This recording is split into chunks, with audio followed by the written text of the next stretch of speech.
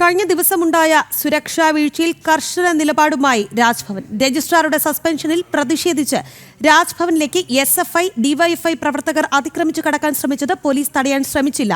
ഇത് ഗുരുതര സുരക്ഷാ വീഴ്ചയെന്നാണ് വിലയിരുത്തപ്പെടുന്നത്. സുരക്ഷാ വീഴ്ചയിൽ അന്വേഷണം വേണമെന്ന് രാജ്ഭവൻ ആവശ്യപ്പെട്ടിരിക്കുകയാണ്. വിവരങ്ങളുമായി വിനീഷാണുള്ളത്. വിനീഷ്, എന്താണ് രാജ്ഭവന്റെ നിലപാട്? കടുത്ത നിലപാടുമായി മുന്നോട്ട് പോകുമെന്ന കാര്യത്തിൽ സംശയമില്ല. വിവരങ്ങൾ.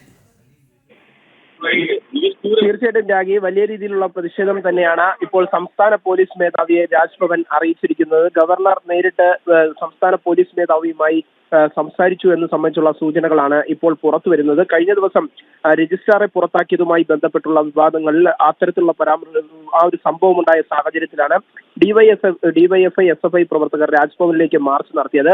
ഈ മാർച്ചിന് കൃത്യമായ രീതിയിൽ രാജ്ഭവനിലേക്ക് കടക്കാതിരിക്കാനുള്ള ഒരു ശ്രമം പോലീസിന്റെ ഭാഗത്തുനിന്നുണ്ടായില്ല.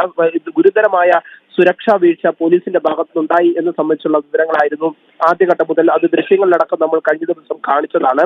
ആ സമയത്ത് പോലും പോലീസ് കാര്യക്ഷമമായി പ്രവർത്തിച്ചില്ല എന്ന ആക്ഷേപം ഉയർന്നിരുന്നു. ഈ വിഷയത്തിലാണ് രാജ്ഭവൻ അതൃപ്തി അറിയിച്ചിരിക്കുന്നത്. DGP ഇപ്പോൾ അതൃപ്തി അറിയിച്ചിട്ടുണ്ട് എന്നാണ് നമുക്ക് മനസ്സിലാക്കാൻ സാധിച്ചത്. സുരക്ഷയിൽ വലിയ രീതിയിലുള്ള വീഴ്ച ഉണ്ടായി എന്ന് സംബന്ധിച്ചുള്ള വിവരങ്ങൾ തന്നെയാണ് ഇപ്പോൾ പുറത്തു വരുന്നത്. കഴിഞ്ഞ ദിവസമുണ്ടായ സുരക്ഷാ വീഴ്ചയിൽ കർശന നിലപാടുമായി രാജ്ഭവൻ. രജിസ്ട്രാറുടെ സസ്പെൻഷനിൽ പ്രതിഷേധിച്ച് രാജ്ഭവനിലേക്ക് SFI, DYFI പ്രവർത്തകർ അതിക്രമിച്ച് കടക്കാൻ ശ്രമിച്ചത് പോലീസ് തടയാൻ ശ്രമിച്ചിരുന്നില്ല. ഇത് വലിയ സുരക്ഷാ വീഴ്ചയാണ്.